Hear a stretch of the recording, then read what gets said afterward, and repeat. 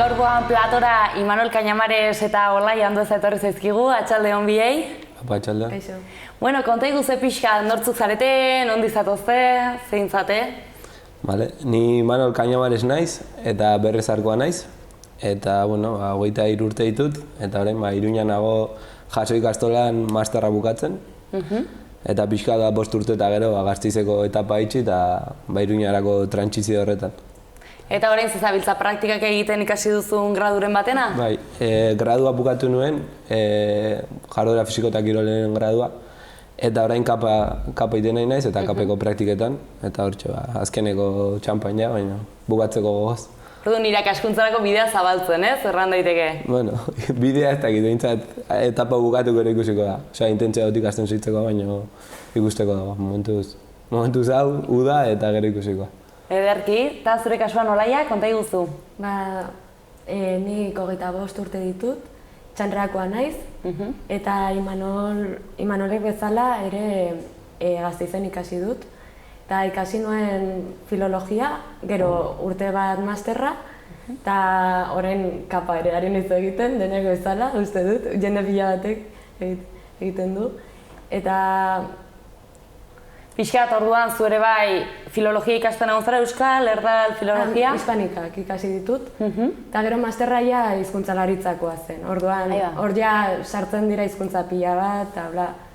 Eta berezik hizkuntzaren batean jarri duzu fokoa edo hizkuntza guztien inguruan ari zara? Euskal hizkuntzalaritza gustatzen zaigu gehien bat. Bueno, euskara ikertzeko bidea, ez? Bide hori. Eta euskara gramatikan taula gauza oso bereziak ditu, taula eta liruragarria iruditzen zait, orduan. Eta zuen kasuan ama hizkuntza euskara duzue edo eskolan ikasi duzue? Bai, nire kasun, etxean ikasi dut euskara, ama euskalduntzarra, aitak bai euskaltegian ikasi zula, baina zorte izan dut eta txikitatik euskara etxean ikasi dut. Eta zure kasuan Olaia? Nire kasuan gurasoek ez dakite euskeraz, eta ahizpaketanik. Orain hitz egiten dugu euskaraz lehenez, baina hori, familiako helduak erdaldunak dira, baina gero gazte guztiak euskaldunak gara. Eta lilura hori etxetik heldu zaizu edo lehenagotik ere nola izan da? Pixkarat edo ikasketak aurrera joan ala sortu zaizu lilura hori? Egia esan, kuadrillan euskalduntasuna hor egon da, ez? Bere etapak eduki ditu, baina euskalduntasuna beti hor, gutxienez euskal herritarrek sentitzarena, eta familian berezik ez digute sartu hor grina, baizik hor argi zeukaten euskara ikasi behar genula eta hola, baina beste faktore asko daude. Eta euskararekiko lilura hori poliki izan da. Joan ez zara sakontzen gero ere. Konturatzen zara hizkuntza berezia dela, eta zurea daukazula, orduan. Bueno, galdera mozatzuk egingo izkizuet, pixka ikusentzulek ere bai zueko beto ezagutzeko. Eta hasiko naiz, motx-motxak izango dire, eta lehenengoa da, mendia edo itxasoa, zen nahiago duzue? Nik mendia, mendi lasterketetan aritzen naiz eta nahiago mendia itxaso baino. Eta maizu baten zara mendira entrenatzera eta mendi bezberdinak ezagutzera? Bai, astean 4-5 alditan mintza bai. Eta inguruko herritako menditara joaten zara edo Pirineoak eta tiratzen izute? Diru askorik ez dakat eta gehienetan ezkaban ibiltzen naiz, baina gero bai gustatzen zaidala asteburutan eta pixkat Nafarroko menditara gehien bat. Aha.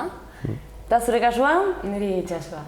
Itxaso zalia zara? Bai, dudarik gabe. Bueno, hondartzara ez zalea nahi. Lan ez dut zehatzen, hor hondartzara joatea eta... Eguzki pixat hartzia, Eta bainatzera eta gustora egotera hor. Eta Euskal Herriko hondartzaren bat, hola? Niri asko gustatzen zait Zurriola. Badakit edo nork esango duela, besterik ezan dago.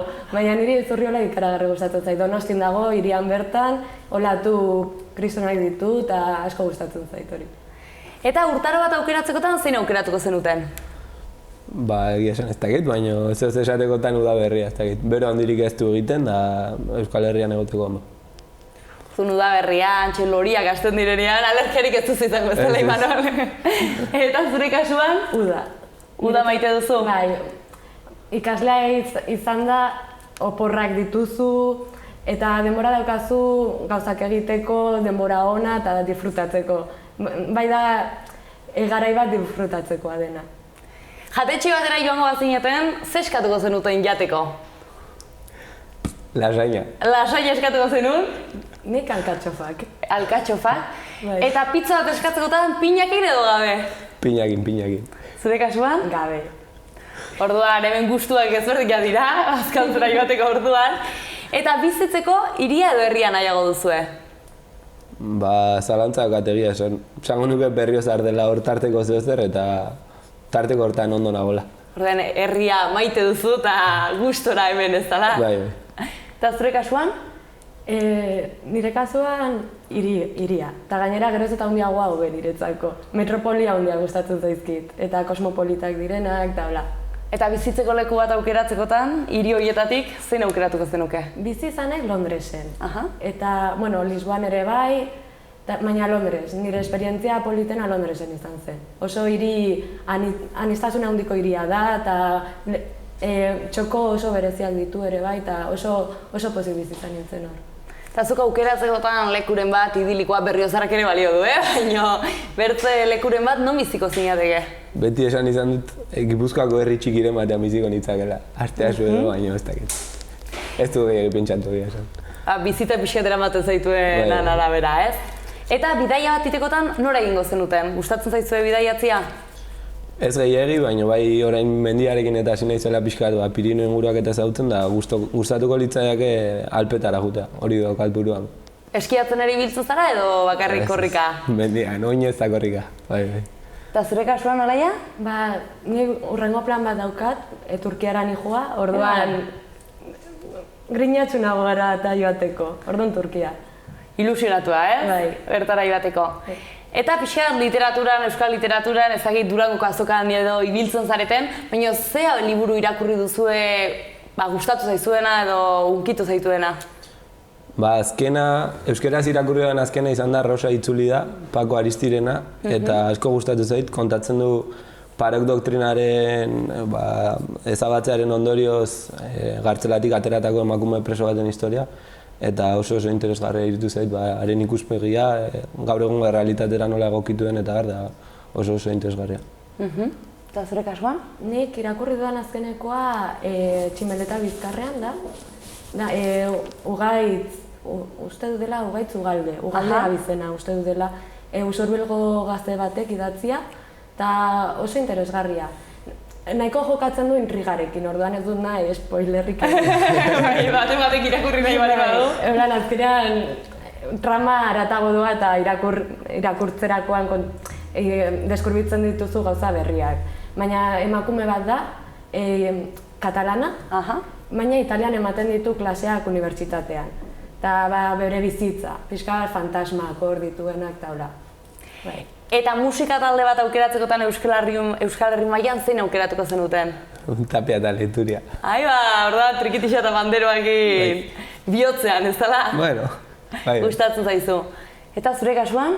Niri Gatibu asko gustatzen zait. Alaitzen dit, lan eguna alaitzen dit. Orduan saiatzen zara, ez? Euskal Herriko festetan eta Gatibu lehenengo lerroan egoten zaren horietakoa zara? Lehenengo lerroan normalean ez nahi zinez egoten kontzertutan, baina nire barnetik guztia ematen duena bai, justo Gatibun bai. Eta normalean kontzertu guztietan oso ondo pasa dut. Eta zu Tapia eta Lekturiaren kontzerturen batean egon zara edo zuzu aukerarik izan? Bai, azkena ikusi nuen Gipuzkoako herri txiki baten, ez nahi zoreitzen, baina erromeri batean nintzen, da beraiek bakarrik hor txoko txiki batean, oain dela 50 urteko giroa ematen zuen, baina oso politxa. Eta, badakigu Euskal Herrian badaudela pertsonai batzuk, ez, nabarmentzekuak, alorra handitzetan, zuek bat nabarmendu behar, zein egingo zenuten? Olaia. Adibidez, Josean Artze, badakit, igual, ja garo egun topiko bat dela, baina egoak ebaki ba nizkion poema, uste dut inkluso erdaldunek kantatzen dutela. Eta oso inklusiboa da, eta gurea bezala. Eta orain zure txanda. Bote prontoan Fermin Muguruza etorri zait burura, eta txikitan ezautu nuen, eta ez dakit. Daukat beti iruditegian egunkaria itxi zutenean egin zuena idazpen bat, eta beti iruditu zait musika taldarria lotzeko hortan, ez dakit, erreferente, eta... Eta egunkarian hortan hori izan zara zeo zer komentatzuna edo? Espainiarko ez dakit ze sari eman zioten, eta agertu zen ara, eta esan zen, eskerrik asko, baina sari hau eskaini nahi diet, egunkariako auzian atxilotuak izan diren guztiei, eta ez dakit, irudi hori hor dut, eta beti... Bai, pixka bat inpaktatu intzizula, edo eskertu zenula alako adierazpen publiko bat. Bai. Eta pixka bat, handik haratago joaten, biek ikasi duzu unibertsitatean, Gasteizen hain justu ere. Ze ikasiko zenuten berriz ikasteko aukera edukiz gero? Edo zerekin gelditu zate goguekin erraten duzula, hau ze pena ez dudala denborarik edo ezin izan dudala ikasi? Nire kasuan, batxillergora heldu nintzenean, damutu nintzen pila bat zientzietatik ez joateaz. Zeren, laugarren mailan tokatzen zitzaigun hautatzea, latina edo fisika eta kimika nahi zenuen, eta orduan bi mundu, ez? Ziren eta banatzen zinen. Eta amorru pila bat eman zidan, eta beti egon naiz hor, gero ja nintzen filologia eta oso polita, baina edo arkitektura, eta azkeneko garaitan pentsatu izan duen matematika. Bera? Bai, hola, matematikan zerbait hor profundoki ikastea. Zure kasuan, Imanol? Ni intentzio dut historia ikastekoa. Hor zalantzan ukan historia edo filosofia egin, baina orain horrekin nabil, eta masterra bukateta printzipioz intentzio da pixkanaka, enez jarriko buru belarri, baina pixkanaka historiako karrera egiteko intentzioa. Gazte izate ikasi egin duzue, lan pixkat ere bai, eta bista bat Euskal Herri mailan aukeratzekotan zeinekin geldituko zineten? Herriko festak esango nuke. Enaiz bereziki parranda zalea, baina oso giro polikia sortzen da hemen herrian, gazteon artean elkartzeko eta gustoko ditut herriko festak. Nik adibidez oso ondo pasatzen dut Bastandarren Biltzarrean, kuadrillan joaten gara eta egun hori oso berezia da. Eta gero, San Ferminetako egun solte batzuk. Seia adibidez, eta 8tik aurrera ja ez. Horan egun hori, San Ferminetako bat. Horein, konfiantzan gaudela, sekretu bat kontatzekotan, ze sekretu kontatuko zeniguke zuetako baten batek? Ez esan inorri, baina askotan esaten dute naizela drogatzen, baina hartu behar dut baiet txokolate hartzen duelako. Horain txokolate zalea amorratu bazara, ederki, eta zure kasuan oraia, kontai guztu. Nik gauza bat inorek ez dakina da, sekretuak ditu dela. Hori da nire sekretua. Eta ametxo bat hola hurbil ikusten duzuna bete daitekela, edo ez? Ametxo bat aukerekotzekotan, zein? Bote prontuan nola ateratzen zaizuena. Orain txe gaixo dugun izeba sendatzea, hori zen, baina uste ez daia gola esunta. Saiatuko gara ebendik indarra bidaltzen, eta zure kasuan? Ni amets bat hola, munduari buelta ematea. Hartzea pare bat urte eta bidaiatzea. Nahi dudan lekuan eta nahi dudan moduan. Eta azkenik, pixkat trapuzikinak atratzeko, esan duzuen gezur bat? Txikia edo handia izan daiteke? Gezurra handia izetagatik baino ohikoa delako amari toki batean nagoela esan da beste batean egotea. Bendik aurrera jatziko diozu esan igual, Eta zure kasuan noraia? Gaur adibidez, bota dudan gezurtxo bat da hori garbitu behar nuen etxean lurra eta gauzak ez ditu garbitu eta esan diot amari bai. Ederki, mila esker, pixkat zuei hobeki ezagutzen laguntzeagatik eta pixkat zuen alderdi ezberdinak erakusteagatik. Eta orain lasai utziko zaituztet, bakoitzak euskararekiko eduki duen esperientzia eta transmisioan inguruan hitz egiten, eta gozatu. Laia, hemen txutzi gaituzte. Kuriosia iruditzen zait nola biok egon garen azkenek urtetan Gasteizen ez, da batak bestearen berri eduki, baina ez jakitearen nola... Nik zure aurpegia ezagutzen nuen. hola, referentzia baneukan, baina inoiz ez gara gelditu hitz egiten, ez dugu konpartitu espazio berdina, egia da. Eta gero, Amaia etorri behar hona eta gu hemen elkartu. Bai, hori, eta pixkat kontatzea ez, ze esperientzi izan duzun zuk euskerakin, aipatu duzu etxean ez duzu etzenula aukerarik izan ikasteko, baina gero, bai, zure gauz, eskolan ikasi zula eta... Bai, hori, azkenean, ereduan, gurasoak egiten dute autu bat, ez? Eta gurasoak egiten dute autua eskolan eredura sartzeko, eta hori izan zen nire gurasoen autua, eta eskertzen dut pila bat autu hori. Eta hori etxean, ez didate transmititu lagunekin txikia ginela egiten genuen euskeraz beti, baina asuntoa da institutura joan ginenean utzi genuen, euskaraz egitea gure artean. Eta gero berriz hartu genuen ja pixka bat helduagoa ginela. Eta orain nire aizpak ere badaki euskaraz taula, eta gure erronka orain etxean da aizpa eta nire artean hitz egitea. Lortzen ari gara taula, baina bai dela arlo bat oso intimoa eta batzutan galtzen duzu aria. Eta gehien, ni kontsideratzen du nik bera, baina nik kontzientzia handiagoa daukadala. Eta nire bizitza euskaldunagoa daukat. Eta berak bai aldatzen du taula eta zu jarraitzen badiozu hor. Kosta egiten da ohitura horiek aldatzea eta... Bai. Eta hori, eskolan hasiera batean, zu Berriozarrekoa zara, ez? Ezagutzen duzu Axular eskola? Txantrakoa? Bai, lehen zegoena.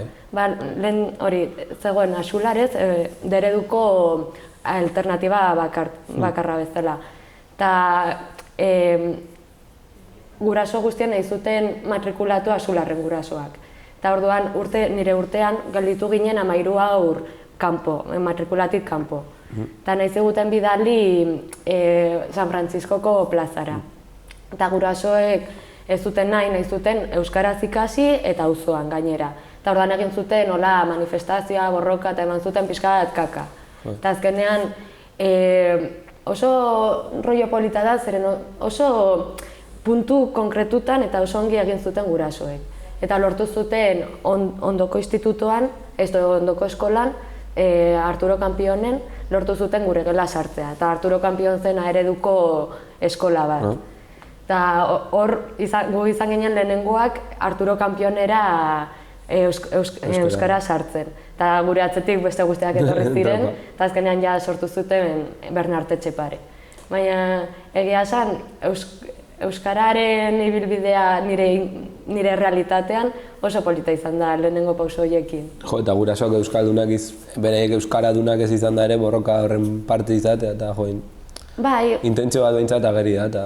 Iruditzen zait gure gurasoi eskertu behar diegunan erdaldunei parte horretan zeren badaukat asko eduki dute kontzientzia, baina ez duten zertan eduki behar ez.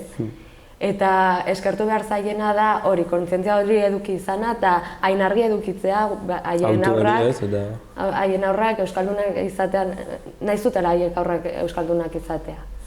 Zure kasuan, nola izan? Nire kasua pixkat ezberdina izan da, ama euskalduntzarra eta aitak uste bikote zirelarik hasi zela aitaia bere kabuz eta gero aekan ikasten eta beraiek ere hasieratik de eredura eraman gaituzte, baina bai ikusi dela denboraren poderioz etxean euskaren presentzia galtzen joan dela eta modu nabarpenean gainera. Kostat egiten dugu orain euskeraz eta okerrena denek lauok dakigula, nire nahi azarrak ere euskeraz daki. Eta pixkat askotan saiatu izan naiz, inkluso etxean euskararen aldeko kanpainak egiten eta bar, baina bai amaren kasuan adibidez oso agerikoa da berak ama hizkuntza euskera zuela, baina gero beraiek derrigortuak izan ziren erderaz ikastera, edozein tokitan derrigortu ite zituzten, inkluso euskeraz hitz egiteagatik bronka bota, jo eta bar. Eta pixkat sentsazio gazigoz hori dago etxean ez, eta gero aitaren kasuan kriston apustu egin du euskeraz ikasteko, eta gaztetan bai gehiago egiten genuela, baina orain sentsazioa da hibrido moduko bat egiten dugula, baina erdara gainontzen dela nabarmen. Eta pixkat etxeko egoera hori. Gainontzean, baina baritu duela herrian Gasteizetik etorri naizenetik eta inkluso Gasteizen egon naizenetik nabarmen gehiago hitz egiten duela euskaraz. Berez da nahiko herri erdalduna da, nahiz eta D-eredukoak izan ikasle pila bat, gero kalean oso toki gutxitan entzute honik behintzat euskara, ez dakit datuek zer esango duten. Baina alde horretatik hori, nire kasuan, esan bezala, etxean bai egin izan dituela borrokatxo horiek, euskaran aleko kanpainak eta bar, baina orain txegoera nahiko kaskarra. Eta orain Gasteiztik bueltan hori, batez ere gazte mugimenduan eta bar bai gehiago, baina gainontzean. Bai, Gasteiz, ez alzaizu iruditzen pixka bat oasis bat. Totalmente. Irundarren dako, pixka bat oasis bat. Elkartzen gara Euskal Herriko puntu desberdinetatik, eta sortzen da komunidade oso euskaldunan. Burbuja bat sortzen da. Bai, nik ere sentsazio hori daukat. Eta bidez, anaiarekin ez duzu lortu egitea... Eta, egia esan ez dut ulertzen, baina lehen aipatutako, ohiturak dira, eta askotan elkarrizketa igual zer muztak, elkarrizketa euskeraz hasi, baina gero ez da segundu baten erderara pasatzen gara eta berriz buelta, baina orokorran esango nuke gehiena erderaz egiten dugula etxean. Eta bai igual nik kontzientzia politikoagoa edo dudala eta apustu bat egin dudala horrekin, baina nire nahientzako hizkuntza bat gehiago da, eta espero dute zentzutea, baina sentsazio hori dut bai. Bueno, berak esango dizun, galdetu jozu, ber. Eta adibidez, kuadrillan tabla? Kuadrillan pixkat berdina, dena gara D-eredukoak, azkenan klaseko kuadrilla garatu dugu, baina gero ez dago apustu argirik, eta batzuk bagaude gazte mugimenduan sartuak, eta horien artean bai autu serioago egin dugula hizkuntzarekin, eta bai apustu argia dela, baina kuadrillan bertan ere oso erdalduna dagoela esango nuke. Gero bai, edozein manifa, edozein korrika eta holako kontuak, denak super euskaldunak eta Espainiako bandera bat ikusi eta nazionalismoarekin burua jute zaigu, baina hizkuntzarekin oso kontzientzia gutxi. Bai, iruditzen zaigu gure ingurukoekin, nire kasuan adibidez, kuadrillan bai egiten dugula euskara. Lortu genuen eta mantentzen dugu eta ongi. Eta arro sentitzen gara generalean horretan. Baina iruditzen zait, konfiantza asko jendeakin hizkuntza da erdara, sin más, eta de repente ukitzen dizute pixka da fibra, eta beti euskaraz egin izan badazenu bezala. Edo momentu oso konkretutan korrika... Euskaraldia, holako... Euskaraldian, Nafarroa Oinezen, holako puntuak, eta ere ez altzaitu iruditzen atzerrira joaten garenean. Estatu espainolera joaten garenean, edo la... Sevillara oporreta punta, orduen inoiz baino euskalduna. Hori da. Asteburu hontan ez, aurrekoan, korrika pasaze, Iruñan egon zen. Eta ni egon nintzen Txantrako tramo horretan. Eta oso polita izan zen. Kuadrillan joan ginen eta oso egun polita da. Zu egonazera? Bai, bi zatitan indut korrika, Iruñeko zatian, baina gero aparte joan ginen Ultzamara. Egin genuen Ultzamatik Atez Baiarako zatia, eta oso polikia egia zen. Gauez pasatzen eta harrituta gatu nintzen zenbat jende, gaueko 11 erditan, igual 70 pertsonako pelotoi bat hor Ultzamaldean, eta gainera gazte jende pila bat. Eta oso irudi polita egia zen bai. Eta gero, aparte, igandean egon nintzen jaialdian bertan, eta sartu ginen Virgen Blancago plazara korrikarekin batera. Gaztezen egona zara, zen bidea. Ni kuadrillan bagenaukan plana, baina egon naiz gaixorik. Eta joan ziren kuadrillakoak taula eta galdu dut plana. Baina Gasteiz izango zen, jende pilat, giroa ez? Bai, kristona, parrandan bai egona nintzela, aurreko urte batzuetan, baina hola azkeneko metroietan eta kriston jende eta harrituta gatu nintzen ze pelotoia eta ze giroa oso politia. Bai, igual korrikarekin geratu zaidala pixkat, aurten sentsazio, gazigozoa edo, bi irudi bezala ditut ez, leheno aipatu dudan Ultzamako irudi hori, gindoa zela gabeko 11etan, 70-80 gazte, eta gero bestetik, sare sozialetan, famoso egin da honezkero, agertu zirela ertzainak euskararen alde pankarta batekin eta ez dakiz zer, eta polemika handia piztua. Eta pixkat Maialen Lujanbiok bukaerako lekukoko idatzia egintzunez, eta horra aipatzen zuen euskara sartu behar dela sistemara gilean. Eta pixkat horren inguruko hausnarketari egin dugu herrian, nola, ez dakit, zertan ez garela asmatzen ari Euskararen aldarrian, inkluso polizia bera ere gu jipoitzen ari dena Euskararen alde eta bar, pixkat despolitizazio handia ematen ari dela hizkuntzaren gaiarekin eta... Eta ikusten duzu zerbait negatibo bezala Euskara despolitizatzea? Bueno, iruditzen zait Euskal Herri libre eta euskaldun bat, hori da, nire autopolitikoa eta hasiera batean korrikanik zentzu horretan ulertzen nuen, baina bai instituzioek hartu duten paper guztiarekin eta bar, nire ustez herri libre euskaldun bat da sortu behar duguna eta irudia izan zen ez, ostiralean ertzainak korrika eta loron batean faxistak etorri ziren Euskal Herrira eta ertzaintza jotzen eta aldi berean pankartan korrikan hori guztian azpilatu zen eta ez da bai handiago, baina pixkat bi irudi horiekin geratu naiz ez. Eta Maialen Lujambioren hausnarketa horrekin ez, Euskara sistema eragilean egotearen kontua nik lotzen dut herri libre baten autuarekin ez, eta pixkat. Gauza da, herri libre bat bezala ulertzeko era asko daude. Eta nik adidez, ulertzen dudana Euskara, ulertzen dut beste hizkuntza bat bezala. Eta hizkuntza beste estatu propioa. Izateko aukera daukaten beste nazio batzuk, ez? Edo ez dute horako debateak. Frantsesa, adibidez, hitz egiten da edozein espektro ideologikoan edozein kasutan. Eta edozein eragilek, edozein instituzioetan, edozein mailatan, taula. Niri akats bat iruditzen zait Euskara politizatzea. Gustatuko zitzaidan nire helburua izango zen joatea edozein lekutara eta igual izatea nola pentsatzen duzu. Hizkuntza bat gehiago izatea ez, eta tresna bat gehiago komunikatzen. Erraminta bat izatea. Hizkuntza inklusiboa. Zeren azkenean nire ustez, politizatzen baduzu esklusibo egiten duzu. Edo gutxienez, jende bat sentitzen da kanpoan. Ja, kaleratzen duzun edo ez beste debate bat izaten alda. Baina jende bat sentitzen alda kanpoan. Eta Euskararentzako txarra da, niretzako hori. Hor kontua ere Euskal Herrian ze punturaino euskalduna sentitzen den kanpo erdal hizkuntza espainola eta frantsesa indarrez inposatuak izan direlako ez, baina... Bai.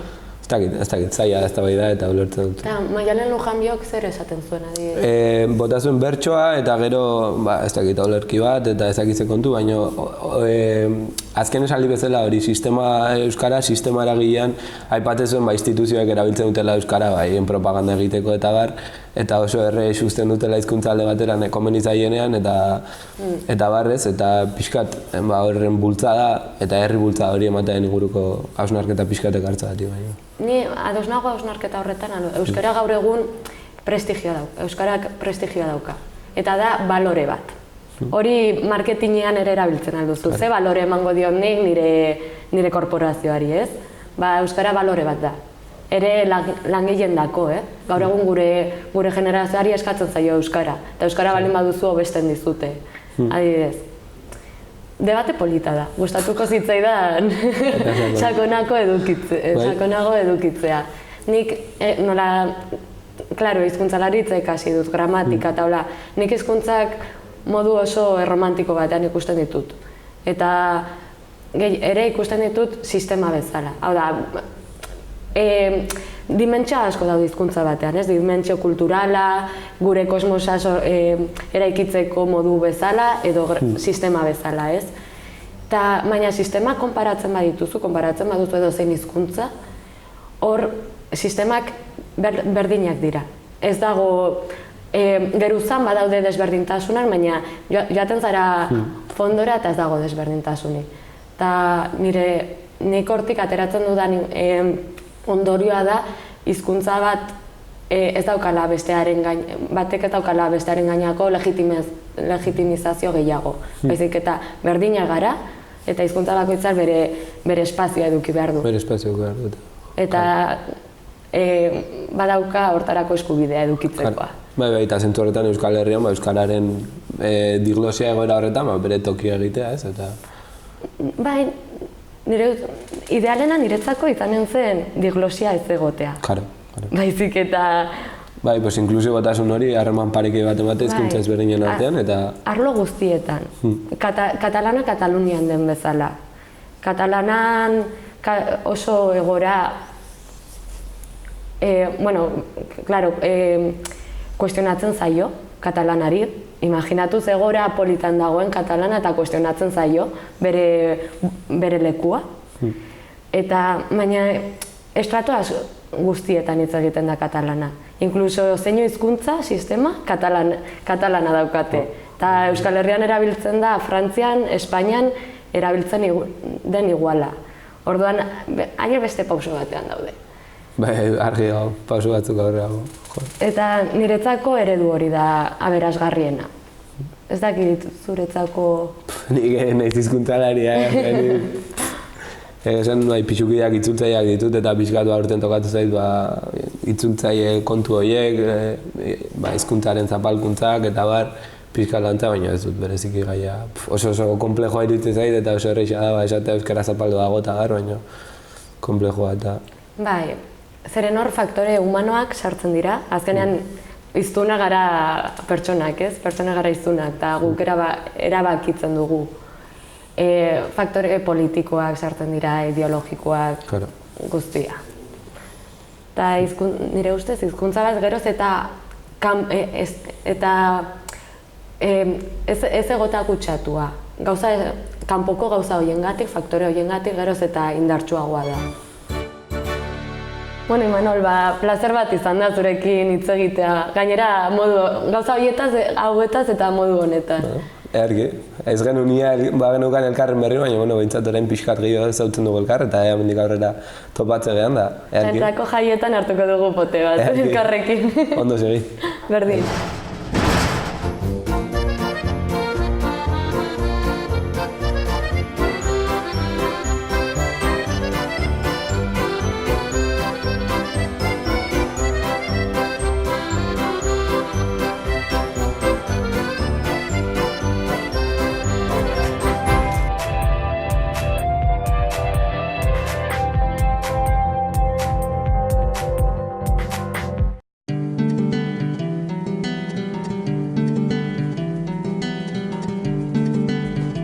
Saio hau Nafarroako Gobernuak diruz lagundu du.